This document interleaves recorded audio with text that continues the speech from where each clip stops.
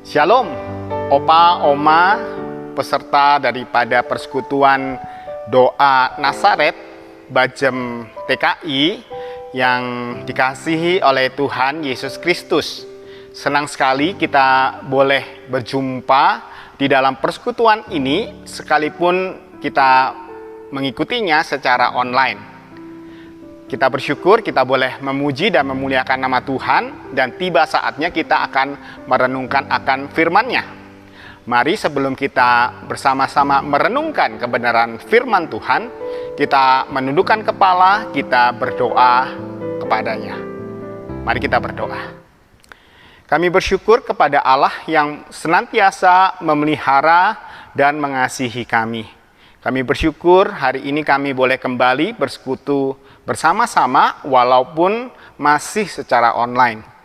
Tuhan memberkati persekutuan kami, Tuhan menerima setiap pujian yang sudah kami naikkan. Dan tiba saatnya kami akan bersama-sama merenungkan akan firman Tuhan. Tuhan menolong kami supaya kami boleh mengerti apa yang menjadi maksud Tuhan di dalam kehidupan kami. Kami menyerahkan pemberitaan firman Tuhan.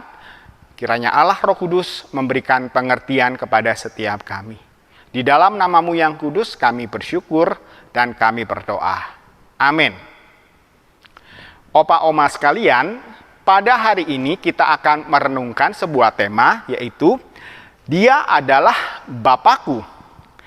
Bagian firman Tuhan yang akan kita renungkan adalah dari Mazmur pasalnya yang ke-103, ayatnya yang ke-13 sampai ayatnya yang ke-14. Demikianlah firman Tuhan. Seperti Bapa sayang kepada anak-anaknya, demikian Tuhan sayang kepada orang-orang yang takut akan Dia. Sebab Dia sendiri tahu apakah kita. Dia ingat bahwa kita ini debu. Demikianlah firman Tuhan. Berbahagialah setiap kita yang membaca, merenungkan, terlebih lagi yang melakukan firman-Nya dalam kehidupan sehari-hari. Opa Oma sekalian, Gus Dur, presiden ketiga negara kita, dikenal sebagai sosok yang suka bercanda. Gus Dur pernah bercerita demikian, ia bertemu dengan dua tokoh agama. Ketika itu dua tokoh agama itu saling berdebat. Mereka mengatakan bahwa Allahnya yang lebih dekat daripada Allah yang lain. Yang satu mengatakan, kami dekat dengan Allah kami, makanya kami memanggil Allah kami dengan Om. Siapa yang tidak lebih dekat hubungannya antara paman dengan keponakan? Sementara tokoh agama yang lain mengatakan demikian, kami lebih dekat. Kalau kamu panggil Om, kami panggil Allah kami dengan Bapak. Dekat mana? Bapak dengan anak atau Om dengan ponakan? Mendengar perdebatan daripada kedua tokoh agama itu, tiba-tiba terdengar Gus Dur tertawa. Kemudian ia berkata, aduh, rupanya Allah kami yang paling jauh. Untuk memanggilnya, untuk berdoa kepadanya, kami harus pakai toa. Bapak Ibu sekalian, kita sebagai orang percaya memang memiliki kedekatan dengan Allah kita. Pada bagian ini di dalam Mazmur 103 ayat ke-13 dikatakan, sama seperti Bapa sayang kepada anak-anaknya, demikianlah Tuhan sayang kepada orang-orang yang takut akan Dia. Di sini dikatakan kepada orang-orang yang takut akan Dia, Tuhan menyayangi seperti seorang bapa kepada seorang anak. Ini menunjukkan kepada kita ada sebuah hubungan yang dekat. Ketika kita memanggil Allah sebagai Bapa kita, bukan berarti bahwa kita secara fisik dilahirkan dari Allah. Tetapi ini ingin menunjukkan kepada kita memiliki hubungan yang dekat dengan Allah. Nah, Bapak Ibu sekalian, yang menjadi pertanyaan adalah seberapa dekatkah antara hubungan Allah dengan kita sebagai umatnya? Pada bagian ini dikatakan, sebab ia sendiri tahu apa kita. Dia ingat bahwa kita ini debu. Di ayatnya yang ke-14. Di sini dikatakan Tuhan tahu siapa kita. Dia ingat kita adalah debu. Manusia ketika pertama kali diciptakan, dia diciptakan dari debu tanah. Dan kemudian Allah memberikan nafas hidup kepada manusia. Dan ia tahu pribadi lepas pribadi dari manusia yang diciptakannya. Allah begitu dekat dengan umatnya, sehingga Allah tahu pribadi lepas pribadi. Ia mengenal kita secara pribadi. Di dalam Injil Yohanes pasalnya yang ke-10 ayatnya yang ke-14, Tuhan Yesus bercerita tentang gembala yang baik. Di ayat ke-14 Tuhan Yesus berkata, Akulah gembala yang baik. Aku mengenal domba-dombaku dan domba-dombaku mengenal aku. Di sini dikatakan, sebagai gembala yang baik, Yesus mengenal kita pribadi lepas pribadi. Pada bagian di bawahnya, di situ dikatakan, di ayatnya yang ke-16, ada lagi padaku domba-domba lain yang bukan dari kandang ini. Domba-domba itu harus kutuntun dan mereka mendengar suaraku. Dan mereka akan menjadi satu kawanan dengan gembala, dengan satu gembala. Bapak Ibu sekalian, di sini dikatakan domba-domba itu mendengar suara Tuhan dan mereka datang kepada Tuhan. Artinya domba-domba itu pun mendengar suara gembalanya. Di sini dikatakan bahwa Allah sebagai gembala kita, Dia mengenal kita. Dia tahu suara kita. Bapak Ibu sekalian, ayat ini mengingatkan saya ketika ketika anak saya masih bayi, anak pertama saya masih bayi. Suatu ketika saya baru selesai dari kantor, begitu ya. Saya pulang untuk istirahat, tidur siang sejenak. Dan ketika saya hampir tertidur, tiba-tiba saya mendengar suara bayi. Kemudian saya perhatikan bayi tersebut. Bayi yang menangis. Saya coba lihat-lihat, saya dengar-dengar. Kemudian saya berkata pada istri saya, yang nangis itu bukan anak kita ya? Ternyata benar Bapak Ibu sekalian. Rupanya istri saya sedang nonton TV.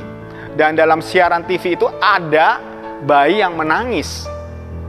Dan rupanya saya bisa membedakan tangisan anak saya dengan tangisan bayi yang lain. Oleh karena apa? Oleh karena saya mengenal anak saya. Demikian juga halnya dengan Tuhan. Tuhan mengenal setiap kita. Dan di sini dikatakan kembali di ayatnya yang ke-14 dari Yohanes pasal 10.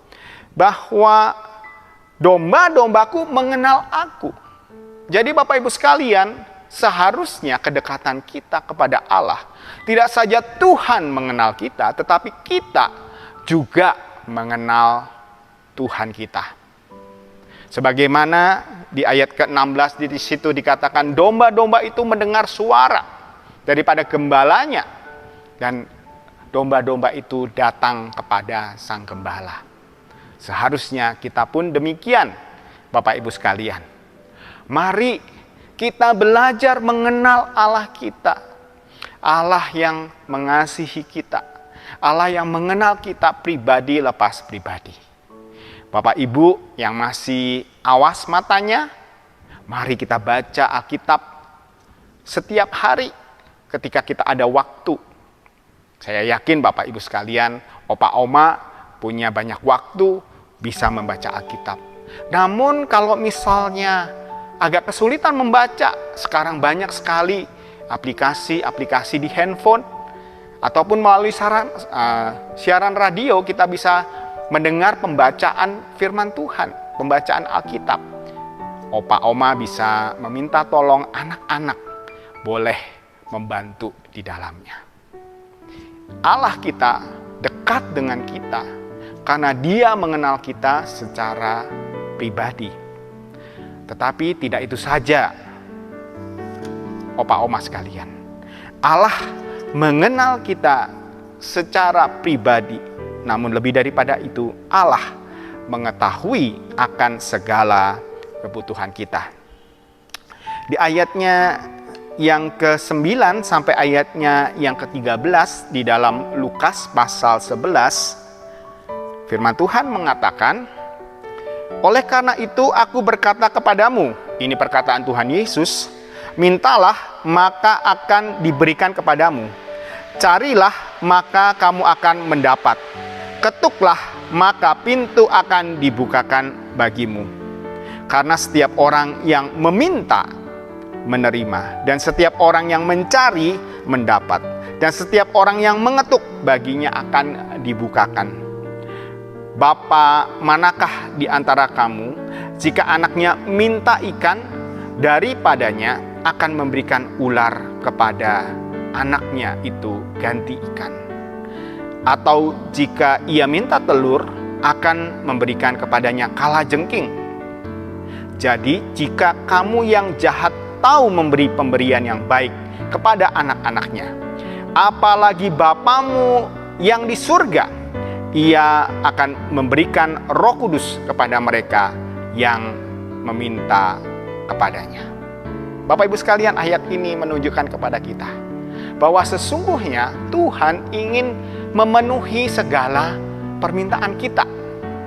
Di sini katakan, ya, carilah maka engkau akan mendapatkannya, mintalah akan diberikan kepadamu, ketuklah pintu akan dibukakan. Namun demikian, Bapak Ibu sekalian, bukan berarti bahwa semua yang kita minta itu akan dipenuhi oleh Tuhan. Di sini dikatakan, jika kamu yang jahat tahu memberikan pemberian yang baik kepada anak-anakmu, apalagi Bapamu yang di surga akan memberikan Roh Kudus kepada mereka yang meminta kepadanya. Allah tahu memberikan yang terbaik bagi kita. Kita manusia bisa memberikan yang terbaik buat anak kita. Apalagi Bapa di surga, Dia tahu pemberian yang terbaik bagi setiap kita. Di dalam Filipi pasalnya yang keempat ayat 19, firman Tuhan mengatakan kepada kita demikian, "Allahku akan memenuhi segala keperluanmu menurut kekayaan dan kemuliaannya di dalam Kristus Yesus." Allah akan memenuhi segala keperluanmu. Tuhan akan memenuhi segala keperluan kita menurut kekayaan dan kemuliaannya. Allah memiliki segala sesuatu. Artinya Allah bisa memenuhinya. Namun Allah akan memenuhinya menurut kemuliaannya. Artinya apa? Sesuai dengan apa yang diperkenan baginya. Itulah yang Allah hendak nyatakan di dalam kehidupan kita. Bapak Ibu sekalian, saya punya dua orang anak yang masih dalam masa pertumbuhan. Mereka suka makan ini dan itu, ya. Kadang mereka milih, ya, pengen makan ini, makan itu. 1-2 kali kami memenuhinya. Namun terkadang ada masalah yang agak sulit kami lakukan, yaitu meminta mereka untuk makan sayur. Saya rasa anak-anak pada umumnya adalah demikian. Namun istri saya tahu bahwa sayuran itu baik buat mereka. Jadi Walaupun harus sedikit memaksa, istri saya meminta mereka untuk memakannya. Bapak Ibu, di waktu-waktu tertentu kami mengizinkan mereka untuk makan apa yang mereka inginkan sesuai dengan permintaan mereka. Tetapi ada waktunya juga mereka harus makan sesuai dengan apa yang menjadi kebutuhan mereka menurut hal yang terbaik yang kami berikan kepada mereka. Bapak Ibu sekalian, ketika kita meminta kepada Tuhan, tentunya Tuhan akan memenuhi segala kebutuhan kita berdasarkan apa yang memang menjadi keperluan daripada kita. Tidak semua hal itu kita perlukan, namun Tuhan tahu apa yang kita perlukan. Memang di masa-masa pandemi ini tidak mudah untuk memahami bagaimana Allah memenuhi kebutuhan kita. Ingatlah, ketika kita sehat, ketika kita masih bisa menikmati akan hidup ini, sesungguhnya itu adalah anugerah yang terbesar bagi kita. Saya kembali akan membacakan Mazmur pasalnya yang ke 103 ayatnya yang ke-13. Seperti Bapa sayang kepada anak-anaknya, demikianlah Tuhan sayang kepada orang-orang yang takut akan Dia. Tuhan kita bukanlah Tuhan yang jauh. Dia adalah Tuhan yang dekat, seperti seorang bapa kepada anaknya. Dan bapa yang dekat itu berusaha untuk selalu menyayangi anak-anaknya, termasuk kita sekalian. Bapak Ibu sekalian, di masa usia kita yang mungkin mulai lanjut, satu persatu anak kita, cucu kita di dalam kesibukannya masing-masing, terkadang mereka mungkin lupa untuk memperhatikan kita. Tetapi ingatlah, ada Allah yang mengasihi kita, menyayangi kita seperti seorang bapa mengasihi anaknya. Kiranya kita selalu ingat akan hal ini. Allah tidak jauh dari kita. Dia selalu mengasihi kita. Dia tahu kita secara pribadi. Dan Dia tahu segala keperluan kita. Mari kita berdoa. Kami bersyukur kepada Allah yang kepadamu kami boleh memanggil sebagai Bapa. Engkau tahu siapa diri kami, Engkau tahu kelemahan kami, Engkau tahu kelebihan kami. Dan Engkau pun tahu segala keperluan kami. Karena itu kami datang kepada Engkau, ya Allah kami, menyerahkan kehidupan kami, khususnya di dalam masa-masa pandemi ini. Sebagian daripada opa, oma mungkin merasa kesepian, mereka tidak dapat bertemu dengan teman-teman mereka yang lain. Tetapi di dalam anugerah dan di dalam kasih Tuhan, kiranya mereka boleh tetap merasakan kehadiran Tuhan yang mengasihi dan memperhatikan mereka. Kami mengucap syukur untuk firman Tuhan yang kami renungkan hari ini. Karena firman Tuhan ini memberikan pengharapan kepada kami di dalam kehidupan kami yang penuh dengan pergumulan ini.